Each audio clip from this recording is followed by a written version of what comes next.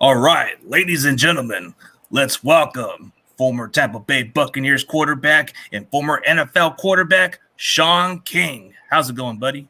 I'm good, man. How you been? Doing well, man. It's been a while since talking about this kid like last year, and I don't know, man. This guy's still trending. Like Brock Purdy, man. What is up with this kid, man? Is he just like what's your thoughts on him right now? Well, I mean, the first thing that comes to mind is Matt Campbell must be a terrible coach. I mean, hell, he had Brock Purdy and Brees Hall and couldn't win nothing at Iowa State. Like, good Lord. Um, you have to be excited. I mean, if you're a 49ers backer, he looks like a perfect, and when I say perfect, absolute perfect fit for this Kyle Shanahan system. I mean, he processes the information quickly. He's very good at throwing the timing in breaking routes. He seems to be able to handle the line of scrimmage mechanics. He's athletic enough. When everything breaks down, he can pick up a first down. He can, you know, run for a touchdown. And I haven't really seen any flaws with him thus far. I do think at times he does kind of put the ball in harm's way, but I mean, the balls have all bounced his way. So it looks like the 49ers made the right decision to move away from Trey Lance and go with Brock Purdy, and it's paid dividends so far. Did you think it was a questionable move to just trade Trey Lance just too soon? I thought it was a questionable move to draft Trey Lance simply because sometimes, like in life, you can meet the right woman or the right man and it not be the right time in one of y'all life, and the relationship won't grow to what it could be. And I think that's what you saw with Trey Lance, who was a young player that needed to be in a situation like Bryce Young or Anthony Richardson or C.J. Stroud, where he could just play unencumbered and not have to worry about winning games. He could just go out. He didn't have to worry about making mistakes. And that just wasn't where San Francisco was as an organization. They were an organization that had Super Bowl aspirations, and I didn't think his inexperience and those expectations were ever going to mesh. So I thought they made a good decision to finally move away from him, especially if they weren't going to start him.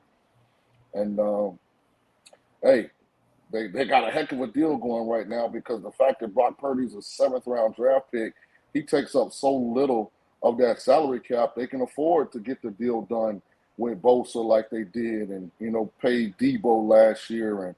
And, but again, like I said, I've been on some platforms there in the Bay Area previously.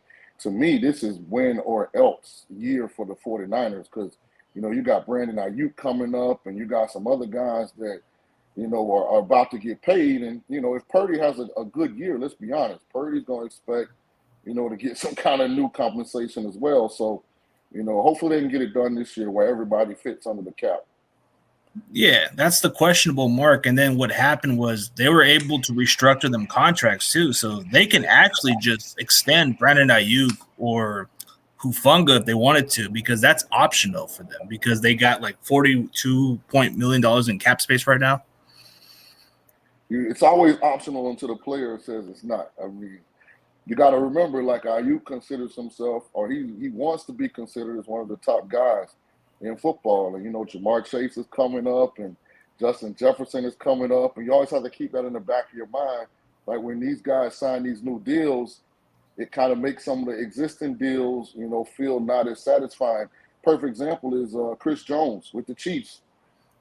Chris Jones has, 3 years left on his deal. But, there were some other guys around the league that signed deals bigger than his. And he was like, hold on now.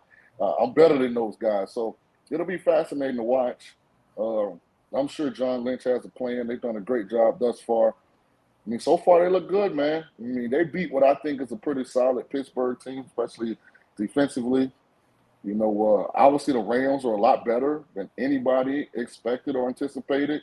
So to get out of there with a win, I'm sure if you're a 49ers fan and you took the 7.5, you were a little upset about that.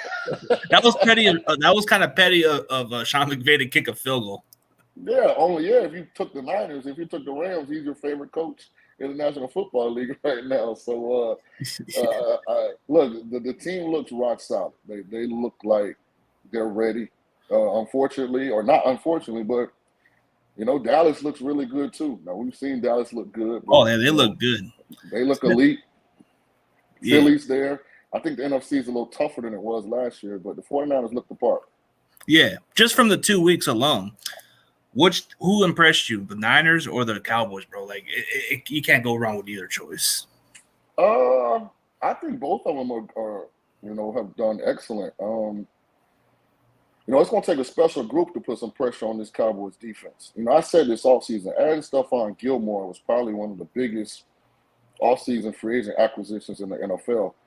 Because with Diggs on one side and Gilmore on the other, you got two guys that can really line up and compete in man-to-man situations for large portions of the game. So with the way that they moved that front around and moved Michael Parsons and you got DeMarcus Lawrence and all those guys, man, they're hell to get the right, assignments and pass protection. And then even when everybody's doing the right thing, are you good enough, to block them? So, they look salty. We'll see. The cloud hanging over the Cowboys is that come playoff time. But, right now they look really good. Yeah, you can't go wrong with Dallas because their defense is all stacked up. Gilmore, even at his age, bro, he can still produce. And they got Diggs and a bunch of other guys in the secondary. So that's pretty tough, man. Like, I think they're going to be a lot better on defense historically. They're on pace for something, man. Like, you score 40 points on your division foe Giants. You come you go against the Jets and go 30 points on them. You only give up 10 points in those first two games. That's impressive. Despite I'll say this though, CJ, the one asterisk I would put on the Cowboys. The Giants did drive right down the field on the opening drive. They blocked a field goal, ran it back.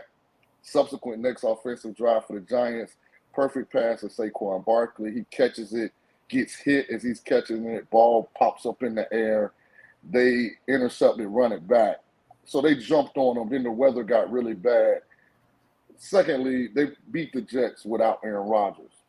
So as good as they look, like there's still some asterisk. I don't know if they're that good, but damn, they look good against what they went up against.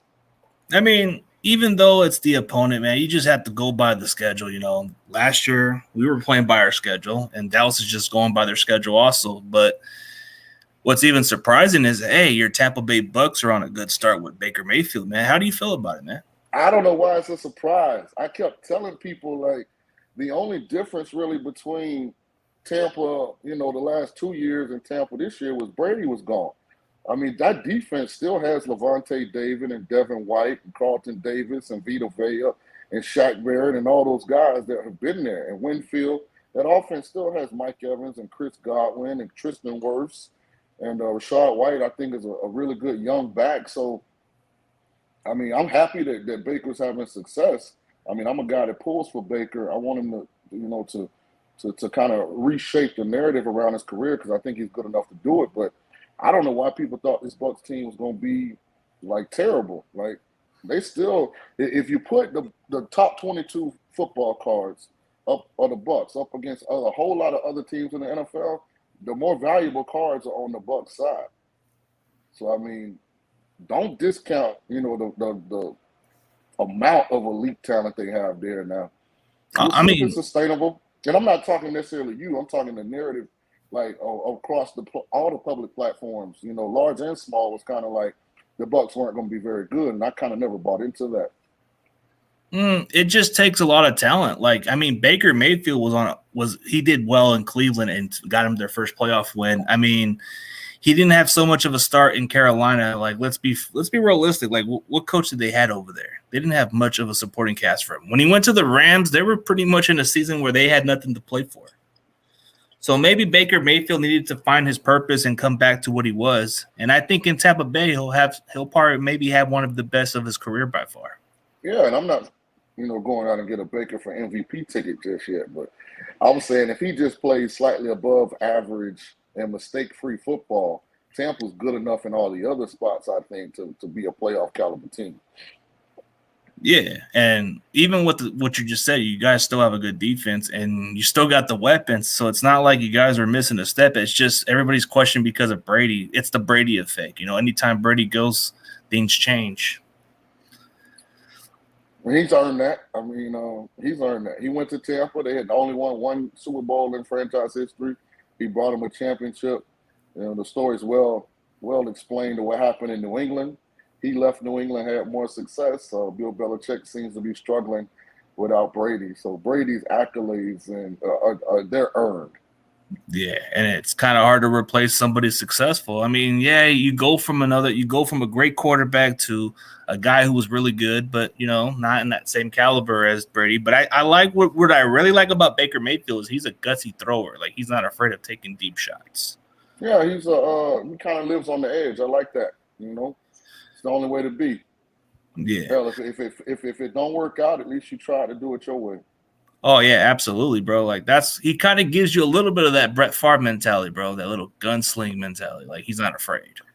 Yeah, that Brett Favre, Elway, he just doesn't have like the genealogy that they have, so he gets himself in trouble. But hey, man, I'd rather have a guy that's willing to take chances and dare to be great than a guy that's back down there, check down Charlie. Just making sure his completion percentage is 60% when the game's over.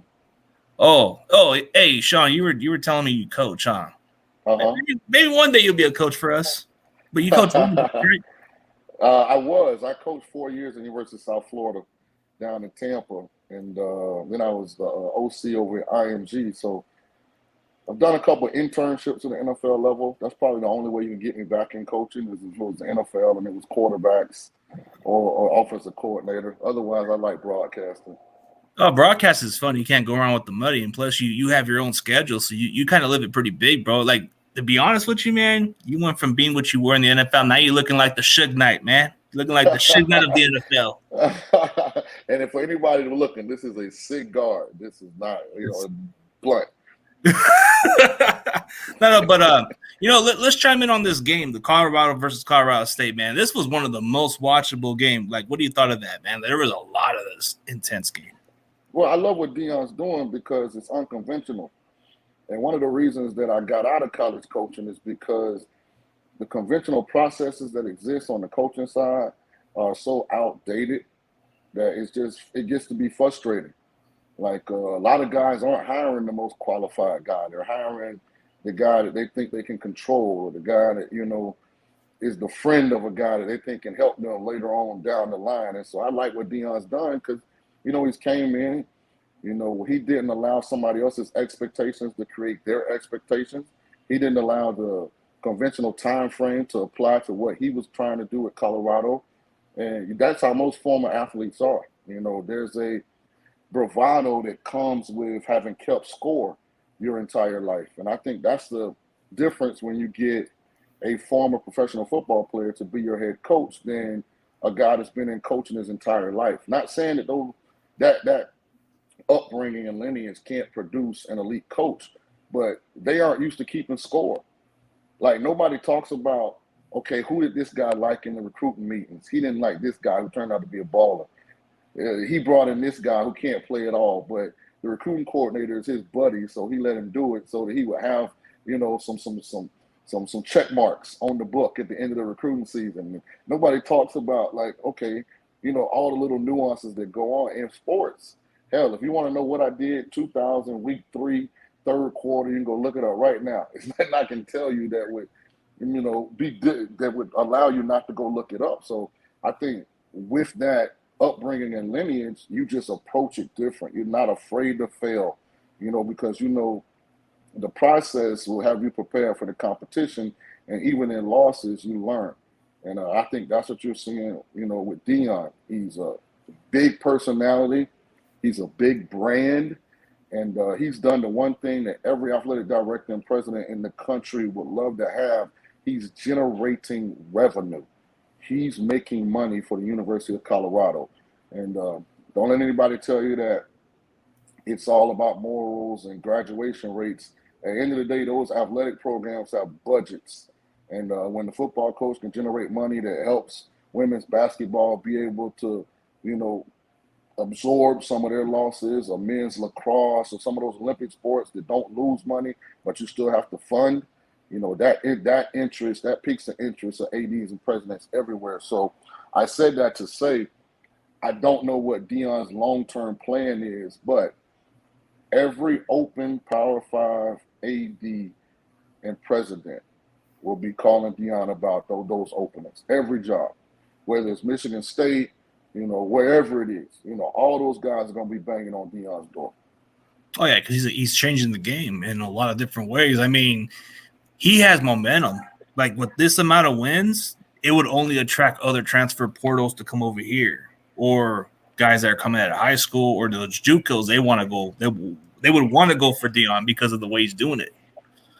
Yeah, and the thing I like about Deion is a lot of guys don't have the same discipline and level of accountability in their program that he has.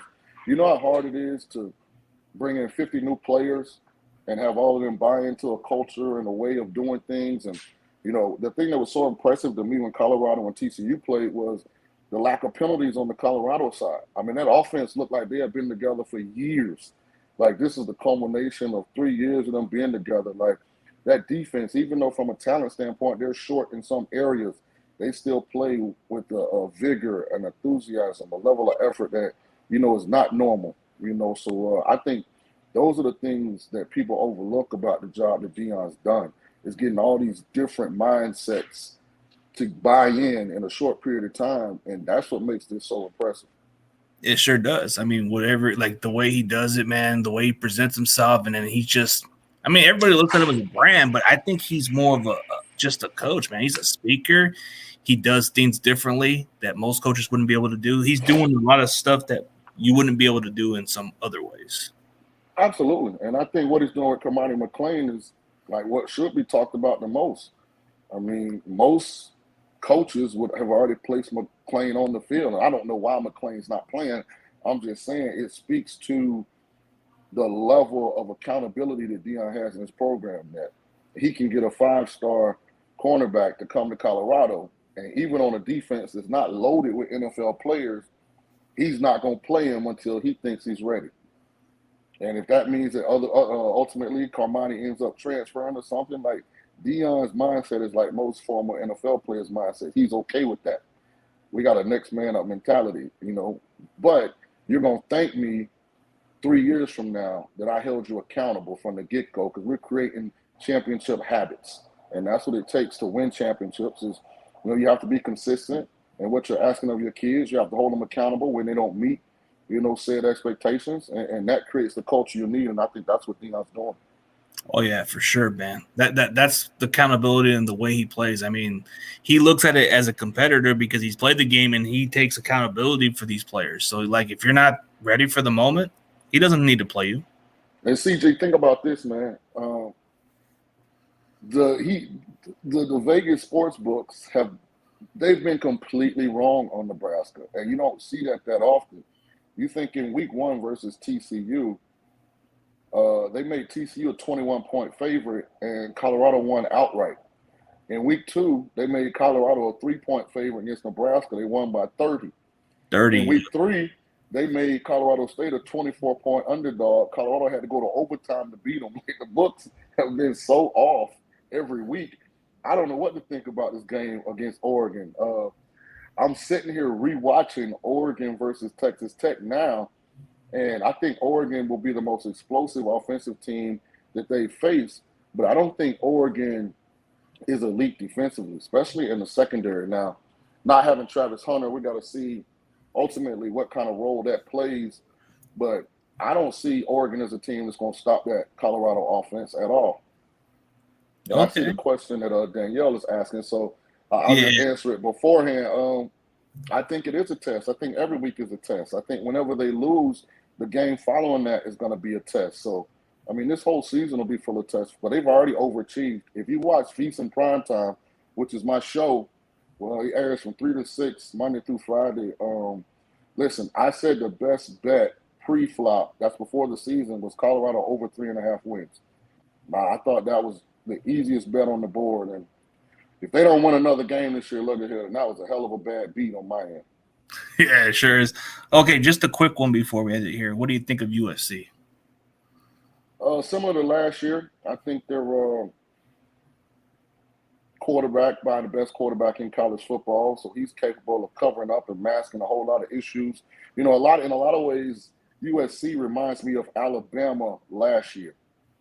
Bryce Young hid so many flaws on that Alabama team. Now those flaws are being exposed that Bryce Young isn't a quarterback. I think SC is very similar. I think Caleb Williams hides a lot of flaws they have, and he'll continue to hide them as long as he's there. Okay, bro. Respectfully. And I know we already passed the 20-minute mark, bro. But hey, thank you for your time. Hey, definitely need to get you back on once again, bro. You've been nothing but real talk, man. You've been phenomenal, bro. You do a good job, man. For everybody else, man, go check out my guy, Shaun King. Tell everybody where they can find your platform. Check me out if you have YouTube TV. You can add the VSIN channel. That's VSIN. That's Vegas Sports Information Network. You can add the VSIN app. My show is prime time. It's Monday through Friday, 3 to 6 Pacific. I will leave you with this. Bang, bang, Niner gang. And listen, all you guys got to do to make this a dream season is bring Future back and make Tony Montana the new song like it was back in the day. Tony Montana. Okay, bro. All right, man. All right, bro. Take it easy, my guy. Blessings, man. Bless you too, man.